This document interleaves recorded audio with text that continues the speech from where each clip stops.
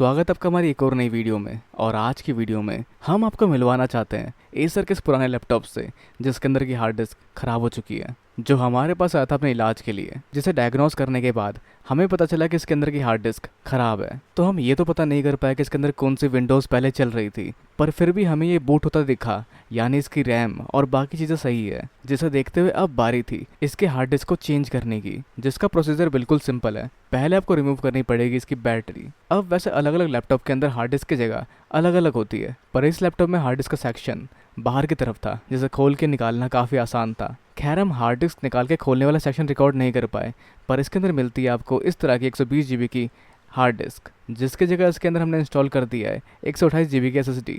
और अगर आपको हार्ड डिस्क खोलना हो तो आपको कुछ इस तरह से इसे खोलना पड़ेगा, जिसके साइड में ये लगे कुछ पेचेस को खोलकर आप इस फ्रेम से हार्ड डिस्क निकाल कर उसमें SSD लगाकर उसको इंस्टॉल कर सकते हैं लैपटॉप के अंदर। तो फिर से इसके पोर्ट मैच करते हुए इसको कनेक्ट कर देते हैं लैपटॉप के साथ और लगा देते हैं उसकी बैटरी भी। वैसे इस लैपटॉप के यूज़र के हिसाब से ये लैपटॉप काफ़ी समय से उसके पास रखा हुआ था, जिसको यूज़ नहीं कर रहे थे। पर कमाल की बात यह थी कि इसकी बैटरी बराबर काम कर रही थी, पर इसके पावर बटन ने इसका साथ छोड़ दिया था। अब क्योंकि इसमें हमें विंडो इंस्टॉल करनी है और इसकी बैटरी लाइफ कितनी लंबी है हम ये नहीं जानते, और सेफ्टी को ध्यान में रखते हुए आपको हमेशा विंडो इंस्टॉल करते समय उसे पावर से कनेक्ट करना ज़रूरी है। जहाँ विंडोज़ की पेन ड्राइव लगाने के साथ पावर बटन की जगह हमारे काम आया पेचकस। तो इसमें लगे हार्ड डिस्क के अंदर पहले से विंडो 10 थी, जिसको स्किप करने के लिए हमें पहले बायोस मेन्यू की सेटिंग चेंज करनी थी, जिसे चेंज करने के लिए F2 की प्रेस करना पड़ता है, और F5 से आप चेंज कर सकते हैं लोकेशन हार्ड डिस्क या किसी भी ड्राइव की ऊपर या नीचे। और अब इसके बाद SSD की जगह पहले बूट होगा हमारा पेन ड्राइव।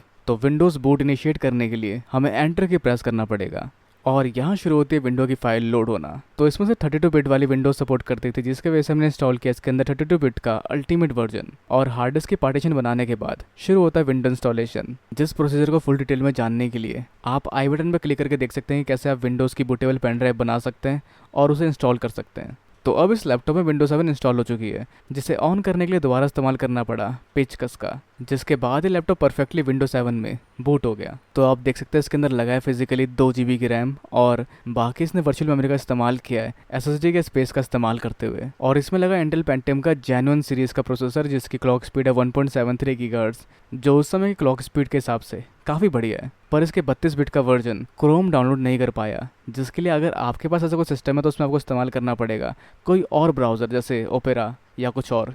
पर इसमें कमाल की चीज़ थी, और वो था इसका कैमरा, जो उस समय काफ़ी रेवोल्यूशनरी था। मतलब फ्रंट के साथ ये रियर कैमरा ही बन जाता है आपका अगर आप इस कैमरे को इस तरह से घुमाएं। बस ध्यान रखें कि इसको इस तरह से ही घुमाएं, उल्टा घुमाने से ये टूट सकता है। खैर, इस कैमरे की क्वालिटी काफ़ी कमाल की है, जो आपको नॉस्टैल्जिक लग सकती है, जो उस समय के फ़ोनों की याद दिलाती है, जिसके अंदर 0.3 मेगापिक्सल का कैमरा हुआ करता था, जो विजुअल थोड़ा स्लो और हाई डेफिनेशन में रिकॉर्ड कर रहा है। जिससे अगर आप एक्चुअल में देखें तो ये कुछ इस तरह का दिखाई देगा, जिसका एस्पेक्ट रेशियो वीडियो में चल रही स्क्रीन के हिसाब से कुछ इस साइज़ का होगा।